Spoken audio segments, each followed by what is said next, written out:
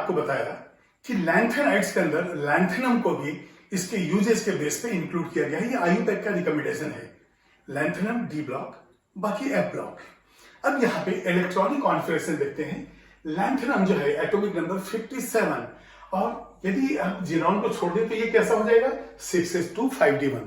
लेकिन जब हम इनर्ट गैस के फॉर्म में लिखते हैं, जो पहले ऑर्बिटल आता है उसको पहले लिखते हैं और जो बाद में है वो सबसे लास्ट में लिखते हैं, तो देखा जाए तो ये 6s2 5d1 हो गया।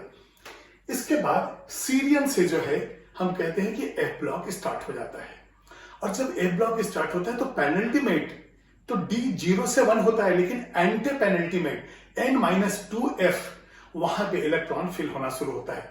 तो यहां पे देखिए मैंने सीरियम को, गैडोलोनियम को और ल्यूटेटियम को, ये ल्यूटेटियम भी जो है 71, ये मैंने 3 ग्रीन कलर के दिए हैं। ये ग्रीन कलर में जो है आपको D1 नजर आएगा। बाकी सारे एलिमेंट्स में डी इलेक्ट्रॉन जो है वो 0 हो जाएगा और एक इलेक्ट्रॉन शिफ्ट हो जाएगा 4f के अंदर जो है। तो अब यहां पे हम तो देखेंगे कि पहले सीरियम हम लेते हैं, और सीरियम के बाद जो है तो यहां पे हो जाएगा जीनॉन। अब यहां पे पहले आ जाएगा 4f, तो ये हो जाएगा 4f1 5d1 6s2।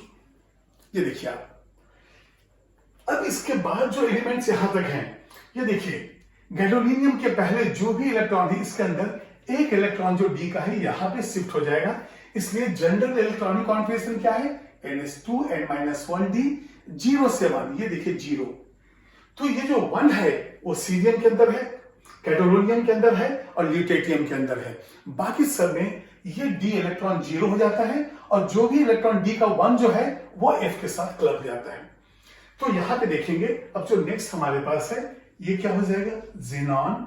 अब ये देखिए 4f और ये हो जाएगा 6s2, ये 5d1 0 है, तो यहां मैं अब 0 नहीं लिख रहा हूं, तो ये क्या हो जाएगा 2।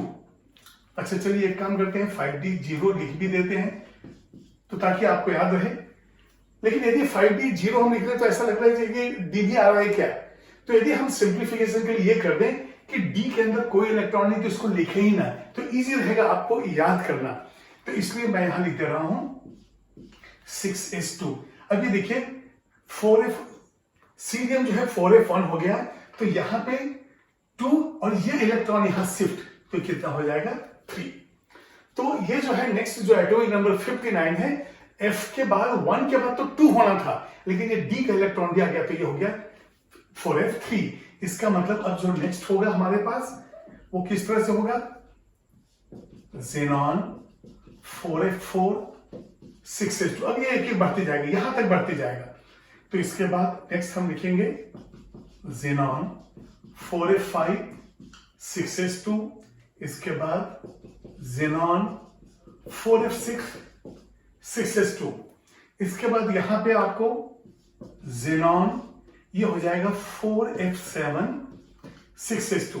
और जैसा मैंने बताया एक इलेक्ट्रॉन और बढ़ाना है, तो गैडोलोनियम के केस में डी में 1 इलेक्ट्रॉन होता है। देखिए इसका स्ट्रक्चर, इसका इलेक्ट्रॉनिक कॉन्फिगरेशन, चाहे वो मेडिकल एंट्रेंस हो चाहे इंजीनियरिंग एंट्रेंस हो, कई जगह पूछा गया है। एनसीईआरटी बुक में भी इसके ऊपर ज्यादा स्ट्रेस आपको मिलेगा कि गैडोलोनियम का क्या है इलेक्ट्रॉनिक कॉन्फिगरेशन। तो देखिए अभी तक आपको डी 0 नजर आ रहा है, सीरियम छोड़ के सब में जो है 0 है। अब यहां पे देखेंगे ज़ेनॉन हो जाएगा, ये 4f7 है, 5d1 और 6s2। अब देखिए एटॉमिक नंबर ज़ेनॉन का कितना है 54, ये हो गया 7 61 62 एंड 2 64। इस तरह से एटॉमिक नंबर से आप टोटल नंबर ऑफ इलेक्ट्रॉन्स को भी काउंट कर सकते हैं। अब इसके बाद जैसा मैंने आपको बताया कि यहां 6d1 है, यहां पे 5d1, यहां पे 5d1, और ऐसे ही जो है ल्यूटेटियम में भी 5d1 आएगा, बाकी किसी में भी d नहीं है। तो अब नेक्स्ट एलिमेंट समझाएंगे, तो ये ज़ेनॉन हो जाएगा।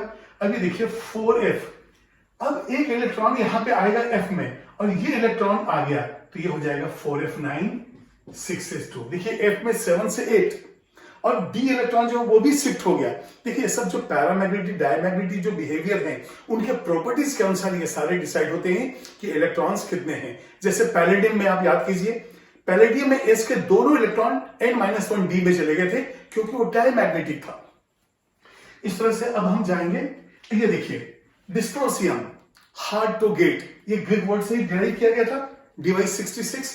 और यहां पे जेनॉन 4F10 6S2 F के अंदर बढ़ते जा रहा है। ये तब तक बढ़ते जाएगा जब तक कि ये एक्टिव ना हो जाए।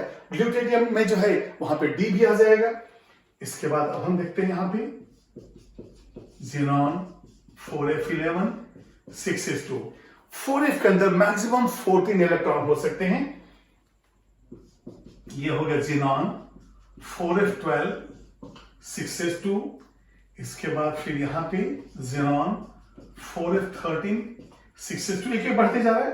और यहां पे फिर जेनॉन, इसके बाद हो गया 4F14 6S2। अब जब एक इलेक्ट्रॉन एक्स्ट्रा आएगा वो 5D1 में होगा। तो यहां पे देखिए ये हो जाएगा जेनॉन, ये 4F14 तो ऑलरेडी हो चुका है, ये 5D1 6S2। तो आपने देखा कि यहां पे 3 एलिमेंट, ये देखिए ये हो गया सीरियम, गैडोलोनियम और ये जो है ल्यूटेटियम। इनके अंदर जो है D1 है, यहां भी D1 है, यहां भी D1 है। बाकी सब में जो है D 0 है, इसलिए जनरल इलेक्ट्रॉनिक कॉन्फिगरेशन में 0 से 1 लिया जाता है। अब ये बताइए, ये इलेक्ट्रॉनिक कॉन्फिगरेशन देखते हुए यदि मैं लूं लैंथेनम +3, लैंथेनम +3 का मतलब यहां से 1 और यहां से 2 इलेक्ट्रॉन निकल जाए, तो लैंथेनम +3 में कोई अनपेयर्ड इलेक्ट्रॉन नहीं है, तो यहां पे म्यू क्या हो जाएगा 0 और ये हो जाएगा डायमैग्नेटिक। आपको मालूम है कि पैरामैग्नेटिक प्रॉपर्टी है ड्यू टू अनपेयर्ड इलेक्ट्रॉन। और हमें जो है म्यू का वैल्यू कैसे निकालते हैं, स्क्वायर रूट ऑफ n+2 और ये होता है बोर मैग्नेटन में। यदि अनपेयर्ड इलेक्ट्रॉन है ही नहीं, सारे के सारे पेयर्ड हैं, तो वो हो जाएगा डायमैग्नेटिक। और डायमैग्नेटिक ये कलरलेस है। अब बताइए सीरियम +4 है, सीरियम +4 तो 2 इलेक्ट्रॉन, 3 इलेक्ट्रॉन, 4 इलेक्ट्रॉन यहां से निकल गया, तो इसका मतलब यहां भी म्यू = 0 है। ठीक है, ये भी डायमैग्नेटिक हो गया। ठीक है, अब इसके बाद देखिए ये इट्रोबियम जो है, इसमें जो है 2 इलेक्ट्रॉन यहां से हम निकाल दें, ये देखिए +2, क्योंकि D में है नहीं और 4F से निकालना मुश्किल है, कंप्लीटली फील्ड है, तो यहां पे जो है म्यू = 0, ये भी हो गया डायमैग्नेटिक। इसका ल्यूटेटियम देखिए यहां पे 2 इलेक्ट्रॉन है, आउटरमोस्ट S से निकाल दें, 1 इलेक्ट्रॉन 5D से पेनल्टीमेट से निकाल दें।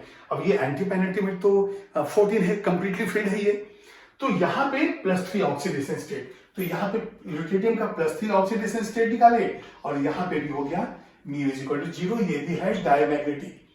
तो जो साल्ट लैंथेनम के, सीरियम, इट्रोबियम के और ल्यूटेटियम के इन ऑक्सीडेशन स्टेट से जिसमें कोई अनपेयर्ड इलेक्ट्रॉन नहीं है, these are colourless, these are colourless.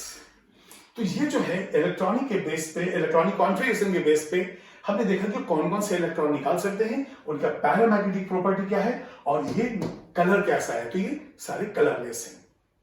ठीक है, इसको रोक लीजिए आप।